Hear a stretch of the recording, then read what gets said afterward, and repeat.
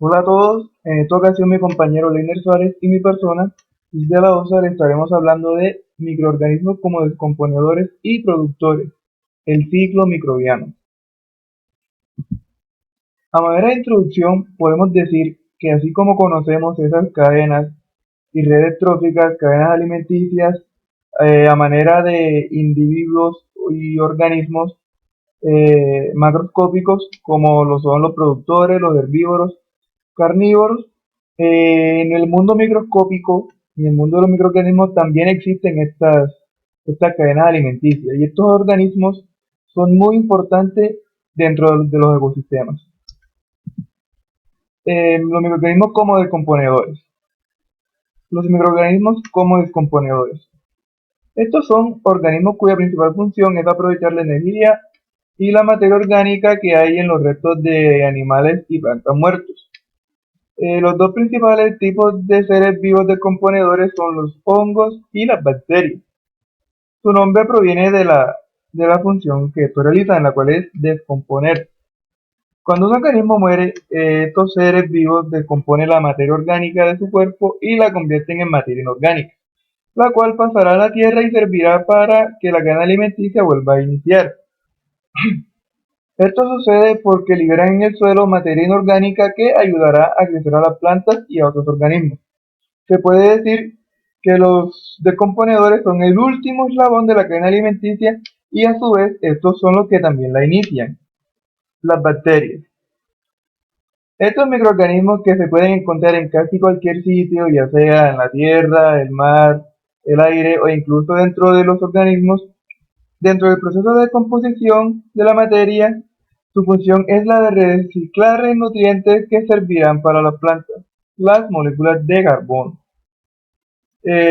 Por otra parte, las bacterias llamadas Azotobacter viven dentro de los nódulos de las raíces de algunas plantas como los guisantes y las hadas. Eh, También pueden encontrarse en el fango. Estos tipos de bacterias decomponen la materia orgánica como las plantas y animales muertos. Por otra parte, tenemos los hongos. Estos pueden descomponer distintos tipos de materia muerta, ya sean hojas, plantas o materia fecal. Los hongos absorben nutrientes de esta materia de una forma muy peculiar. Los saprobios, los principales hongos decomponedores, primero liberan una enzima en la materia muerta y posteriormente absorben aquellos nutrientes que quieren. Entre los saprobios encontramos el shiitake, un tipo de seta comestible muy utilizada en la gastronomía, o el típico moho acuático que se puede observar en los estanques y lagos. Los hongos absorben nutrientes tanto de organismos muertos como vivos de distintas maneras. Liberan una enzima digestiva en el material muerto y luego absorben los nutrientes. Ejemplos de saprobios incluyen algunas setas comestibles como Agaricus bisporus, el famoso champiñón. Finalmente, podemos decir que su importancia radica en que estos tienen una función clave en la cadena alimenticia dentro de los ecosistemas.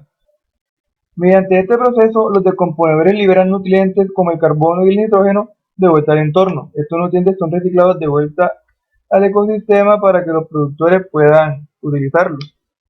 Luego son pasados a otros organismos cuando son comidos o consumidos, los cuales vendrían siendo los organismos consumidores.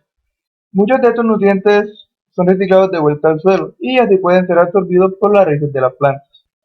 Los microorganismos como productores.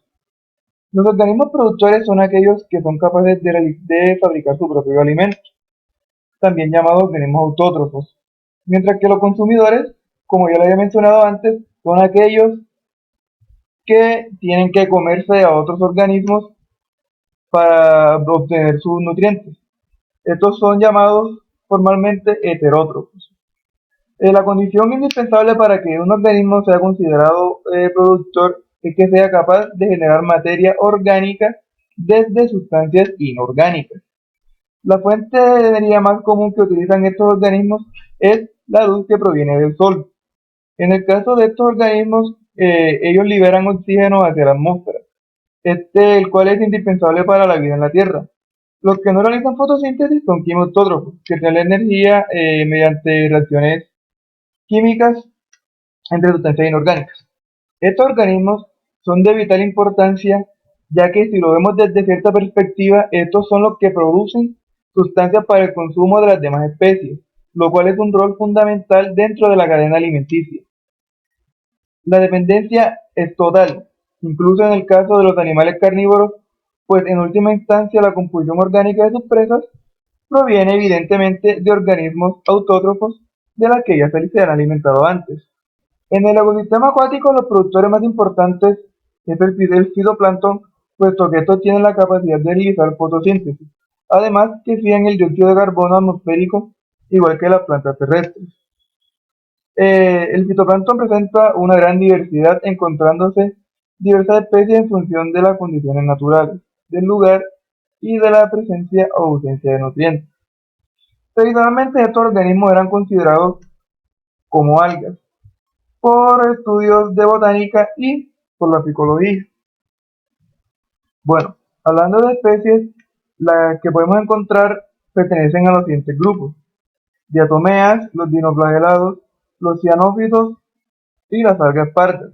Dentro de estos grupos que acabo de mencionar, uno de los más relevantes y abundantes son las diatomeas. Eh, Actualmente, estos organismos se encuentran clasificados como cianobacterias.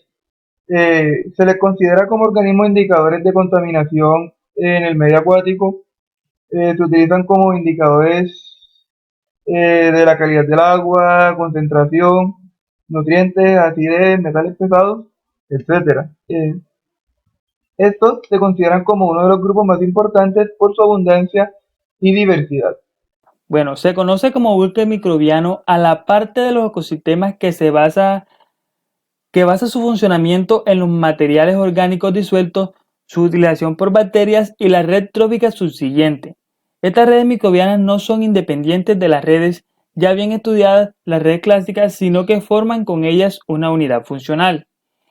Esto se describe como una vía trófica en la cadena alimenticia microbiana marina, donde el carbono orgánico disuelto se va a devolver a los niveles tróficos superiores, esto a través de la incorporación en la biomasa bacteriana, y después se va a acoplar con la cadena de comida clásica formada por el fitoplancton, por el zooplancton y por el netoplancton. Este carbono orgánico disuelto se va a introducir en el medio ambiente marino de la lisis de las bacterias. La fuga o oxidación de carbono fijado desde el fitoplancton, como por ejemplo el isopolímero de mucilaginoso de las diatomeas. También por la alimentación descuidada por el fitoplancton, también por la excreción de los residuos producidos por animales acuáticos o de la descomposición o disolución de las partículas orgánicas de plantas. Las bacterias en este bucle microbiano descomponen este detritus de partículas para así utilizarlos como energía para el crecimiento.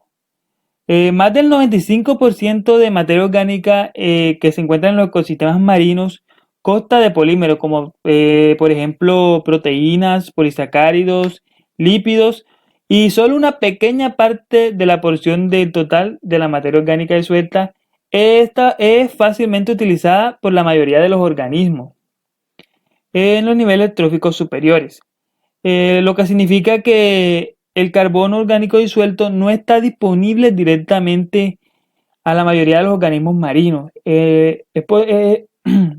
Son las bacterias marinas las que introducen este carbono orgánico en la red de alimentación, lo que va a resultar en la energía adicional que está disponible en los niveles tróficos superiores. ¿Cómo se desarrolla? Bueno, el punto de partida es que una parte sustancial de la producción primaria se transforma en materia orgánica disuelta, la cual la utilizan las bacterias, que a la vez son consumidas por los protozoos y que así finalmente entran a la red trófica formada por organismos mayores. ¿Cuál es la importancia de este bucle microbiano? Bueno, el bucle microbiano es de particular importancia en el aumento de la eficiencia de la cadena alimentaria marina a través de la utilización de la materia orgánica que se encuentra disuelta, que es típicamente no disponible por la mayoría de los organismos marinos. En este sentido, el proceso que ayuda en el reciclado de esta materia orgánica y de estos nutrientes y la media de la transferencia de energía por encima de la termoclina, tenemos que más del 30% de carbono orgánico disuelto incorporado en las bacterias es respirado y lanzado como dióxido de carbono. Otro efecto principal que tiene este bucle microbiano en la columna de agua es que acelera la mineralización a través de la regeneración de la producción en entornos de nutrientes limitada, como las aguas oligotróficas. En general, todo el bucle microbiano es en cierta medida típicamente 5 a 10 veces la masa de todos los organismos marinos multicelulares en el ecosistema marino. Las bacterias marinas son la base de la red de alimentos en la mayoría de ambientes oceánicos y mejora la eficiencia trófica de las redes de alimentos marinos y acuáticos. Estos son unos procesos muy importantes, tales como la productividad de la pesca y la cantidad de carbono que es exportado al fondo del océano, por ejemplo. Por lo tanto, el bucle microbiano, tanto con la producción primaria, controla la productividad de los sistemas marinos en el océano. ¿Qué factores controlan el bucle microbiano? Bueno, la eficiencia del bucle microbiano se determina por la densidad de bacterias marinas dentro de ella.